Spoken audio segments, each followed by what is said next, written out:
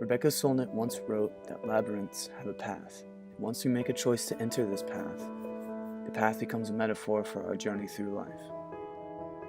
Labyrinths have paths that you were meant to walk, but these paths are not walls, and if you do not look, you may not be able to follow the path.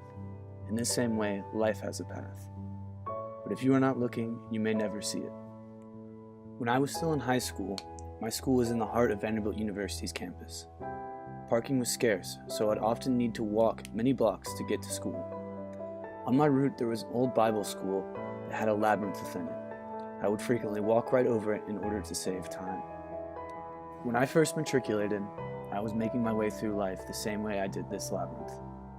I entered a major I had little interest in, and I made few attempts to try extracurriculars or engage with the community. As a result, I found myself rather lost. I had little passion and even less direction. I'd been making my journey, but not looking for any sort of a path. I remember one afternoon near the end of my freshman year when I became overwhelmed with my work and decided to take a break and stroll through Abbo's Alley, a series of walking trails and gardens that extend from the Odie Spring to the Polk Spring. On this stroll, I came across another labyrinth, only this time I decided to follow its path, an inexplicably cathartic action which served to help me clear my head of the passing stresses that had first sent me into Abbo's. It was around this same time that I started to become more involved and began to see a path for my life. I started to volunteer with Well-Directed Curiosity, a program devoted to encouraging a curiosity in the domain, self-expression, and in the community among the students of Sewanee Elementary.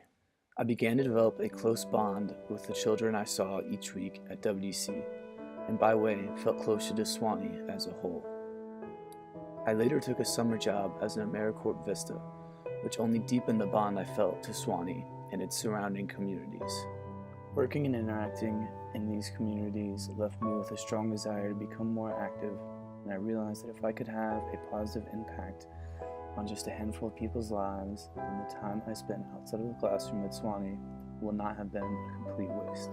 With this in my mind, I decided I wanted to take a larger role in Well-Directed Curiosity and applied to become the Canale site leader for this site. Since that decision, I have spent a year managing WDC, work that can be demanding but is equally rewarding. I have since oversaw the first changes to WDC structure since its inception. To lessen competition between after-school programs, we have spent the last semester participating with an existing program by the name of Wednesday Wonderings. We have led a class of 20 kids in a fort-building curriculum that lasted 7 weeks and produced some amazing results. My experience as a Canale at Sewanee has proved to me that I will always be able to find fulfillment by investing time, no matter how much or how little, in others around me. I no longer have to worry about finding myself lost again, without any sort of direction or purpose.